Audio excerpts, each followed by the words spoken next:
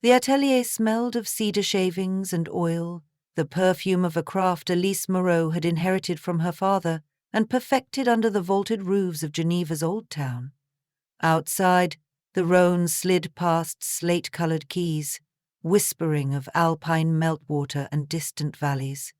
Inside, the only sound was the calibrated thrum of equilibrium springs being coaxed into harmony.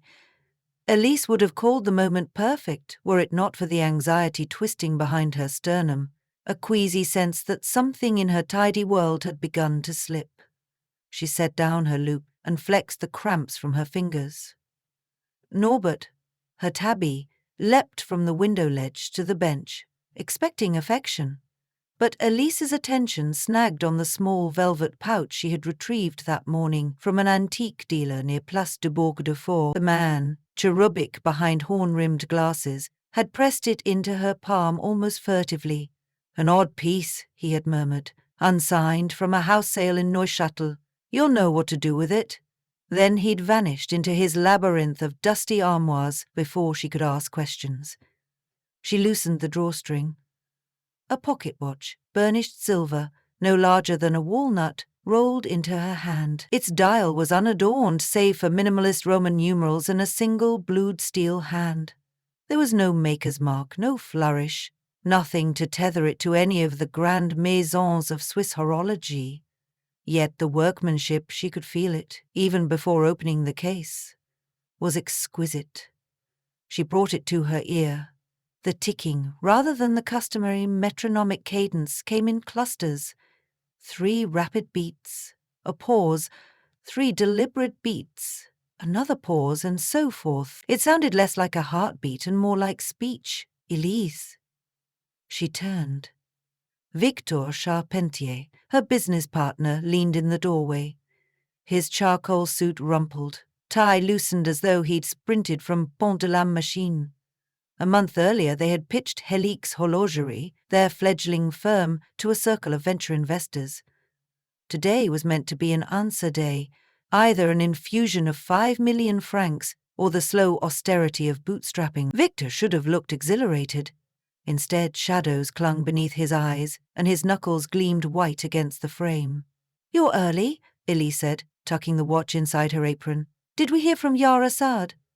"Meeting's pushed to noon," he replied, voice flat. Something's come up. May we talk privately?" A prickle travelled Elise's arms.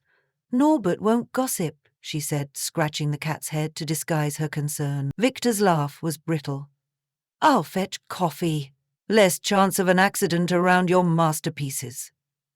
He exited with abrupt haste, leaving the lingering echo of unsettled nerves. Elise waited until his footsteps dissolved down the staircase. Then she removed the pocket watch once more and lifted the back lid with her thumbnail. A double train movement gleamed back.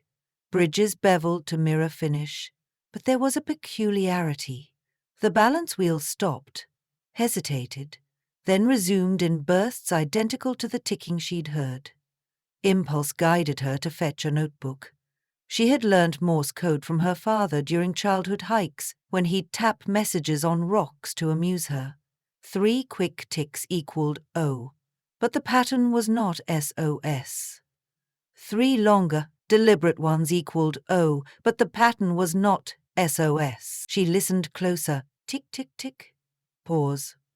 Tick, tick, tick. Pause. Tick, tick, tick, tick. Pause. T-T-T-T. She jotted. Beetrayal. The watch spelled the word, restarted and spelled it again in an endless loop. Betrayal. Her stomach hollowed. Was it a prank? A memento from a lovelorn watchmaker? Yet the timing, Victor's agitation, the investor's decision hanging in the balance felt too sinister.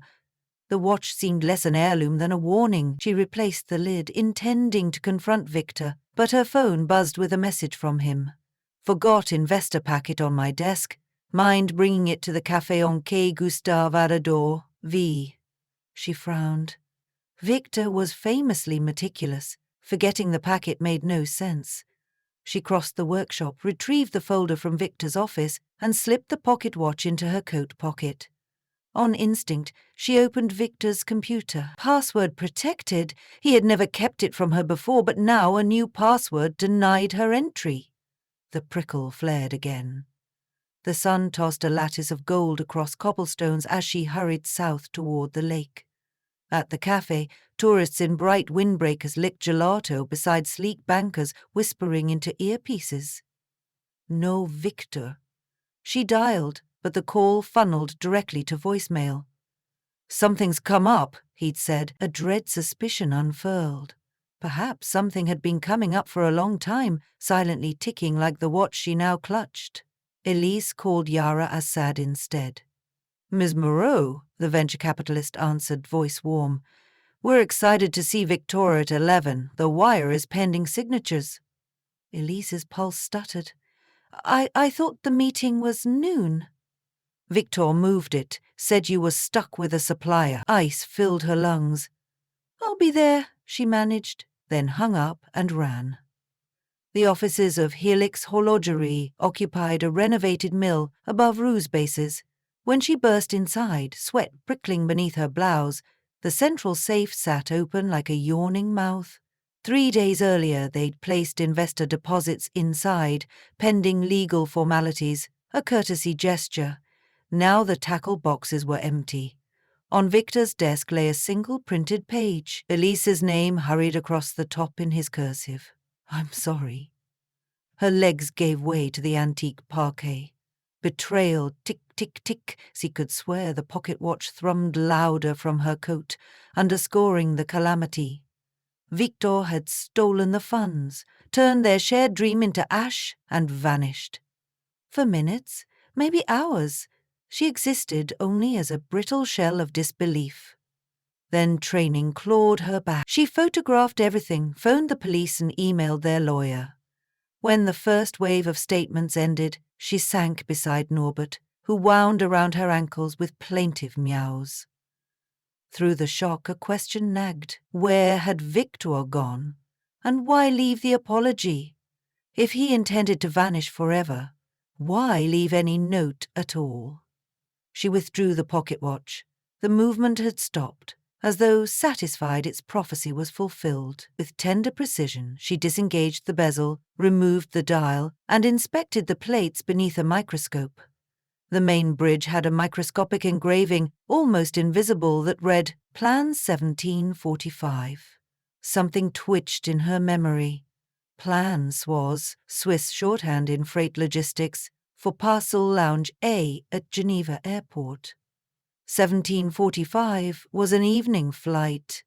She packed the watch into a pouch, locked the atelier, and hailed a taxi, heart thundering. The driver, a stoic Vaudois, nodded when she requested the airport, but offered no comment on her disheveled appearance. At the terminal, she checked the departures board. Flight 1745 to Sao Paulo via Lisbon. She pictured Victor boarding with a forged passport, investor millions converted to bearer bonds or cryptocurrency. Geneva police had flagged his passport by now, yet a man like Victor could slip through cracks prepared in advance. Elise approached the Plan's parcel lounge. A security guard halted her until she produced her horologer's accreditation. Swiss customs revered watchmakers only slightly less than diplomats. Inside, containers awaited courier flights. She scanned labels until one crate unassuming brown caught her eye. The destination, Recanto das Pedras, Brazil. The consignor, Helix HHSA. Victor had created a shipment from their company account. She pressed her ear to the crate. Silence. She unscrewed the panels with the multi-tool she always carried. Inside rested a second safe, portable, titanium Zex, exactly the model Victor had ogled at a trade fair. She bit her lip. The code would be personal, something no algorithm could guess, but she of all people might. Their birthdays had been identical, born same day, same year, though they'd joked she was 10 minutes older because of time zones. She keyed in 2307. The safe beeped red. She tried the date of Helix's founding. Red again. She considered his obsession with Fibonacci sequences, prime numbers, and finally typed 4181, the 19th Fibonacci number. A green diode flashed. The bolts retracted, and the lid opened to stacks of crisp, unmarked Swiss francs. A sob bubbled up of relief, anger, disbelief. Victor had not spirited the money away. He had hidden it. Why? She searched further and found an envelope. Elise, find me at the place where time began. Beneath the words lay a coordinate string. Where time began was a phrase they used for Pompaty, the pier where in 2016 they had met at dawn after both camped out to watch the sunrise and discuss the relative merit of escapements. The coordinates matched that pier. The guard's walkie-talkie crackled. Police dispatchers asking staff to watch for a suspect, description matching Victor. Elise thanked him, rescrewed the crate, and requested the staff place the money in customs lockup, pending investigation. She signed a statement, then sprinted for a taxi once more. Early dusk painted the Rhône a bruised violet as she hurried onto Pompaty. Wind kicked off the lake, carrying the sharp bite of autumn. At the pier's tip beneath a lamppost, Victor waited, coat collar high, eyes haunted. His suitcase sat beside him. "I hoped you'd decipher the watch," he said, gaze never leaving the water. "I needed someone to see the warning was for you, not from me." Her fingers clenched around the rail. "You drained the accounts. Police think you vanished." "I know. I emptied them, so the investors couldn't." He inhaled. "Yara Assad is laundering money. They wanted our patents, but mostly our legitimacy to mask transfers. I discovered it yesterday. Shell companies, falsified valuations. If we signed, we'd be complicit when everything crashed. They'd sue us, maybe worse." Elise stared. "Then why not tell me? I wasn't sure you'd believe me. You respect rules, Elise. I've bent them often enough that you'd suspect me first." He smiled without mirth. "I set the watch ticking Morris to nudge your curiosity. You were always better at puzzles. I needed you chasing me before they chased you. And I had to move the funds out of reach quickly, so they couldn't seize them or freeze us." A police siren wailed in the distance. Elise's mind raced through his story. Could it be true? She thought of the rushed meeting change, Yara's easy acceptance, and the note inside the safe. Investor due diligence had indeed been perfunctory, eclipsed by the pandemic's frenzy for tech deals. But to believe Victor demanded a leap of faith. She withdrew the pocket watch, holding it into the lamplight. "Where did you find this?"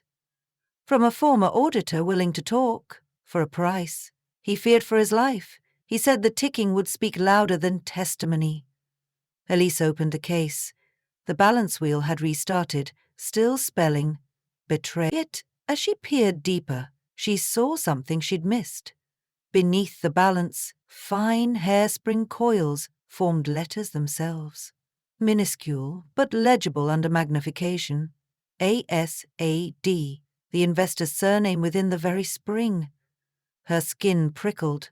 This was beyond coincidence. The sirens grew. Victor placed his hands on the railing, surrender in his posture. "I'll explain to the police. But you have the evidence. The watch, the crate manifest, the shell company list in my briefcase. You're the reputable half. They'll listen to you." "And what about you?" she demanded. "I'll probably spend a night answering questions, perhaps more. But that's better than watching you indicted." His voice cracked.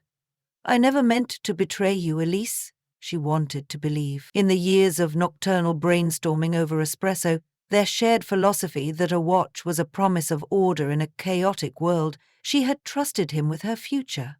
Could he have faked this elaborate narrative? Yes, yet the watch said otherwise, and her intuition, that subtle regulator within, now beat in synchrony with its warning. Police cars screeched onto the quay. Officers fanned out, guns holstered but visible. Elise stepped forward, palms raised. "I'm Elise Laurent, co-founder.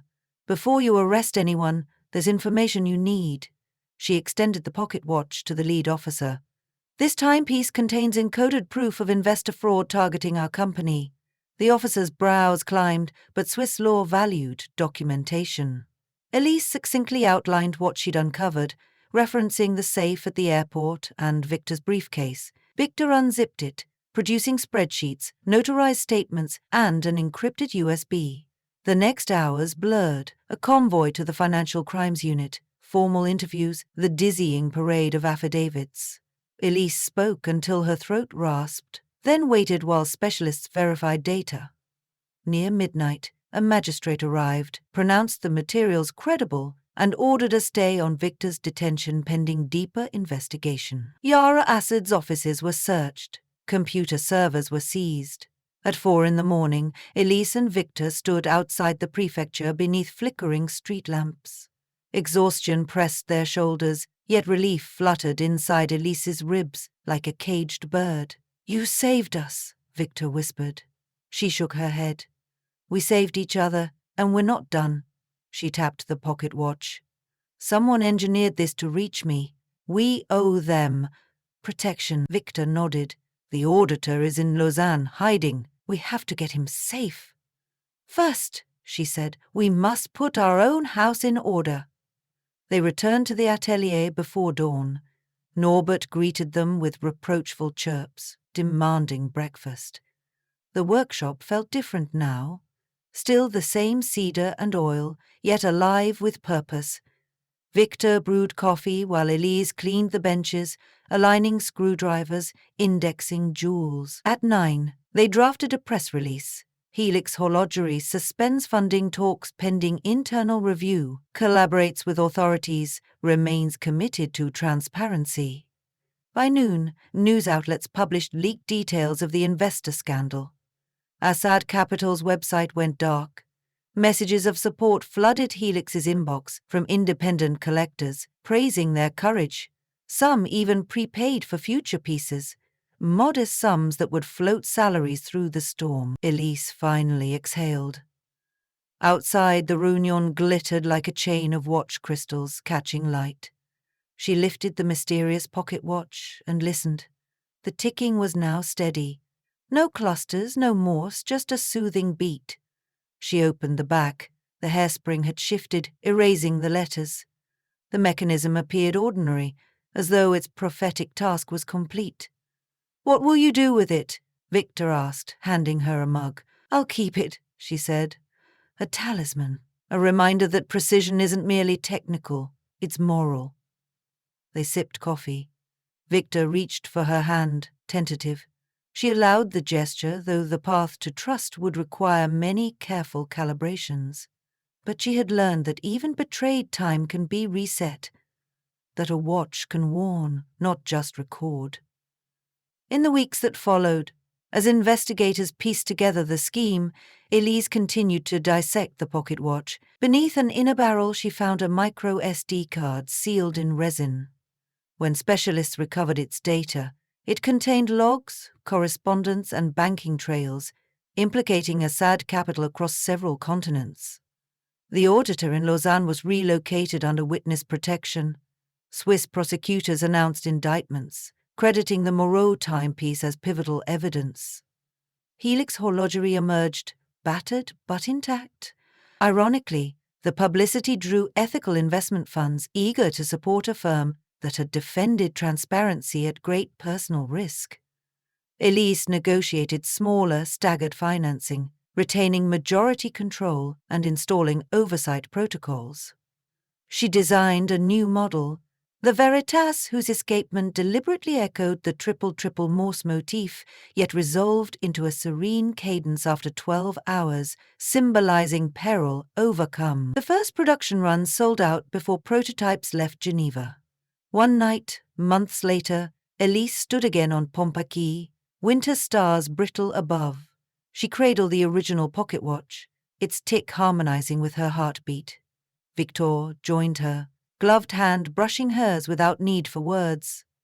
Geneva's Jetio arced skyward, its roar muffled by distance, but Elise heard another sound beneath it, a promise renewing itself, like gears finding true center after turbulence. Betrayal had almost pulled them apart. Craft, curiosity, and courage stitched them back.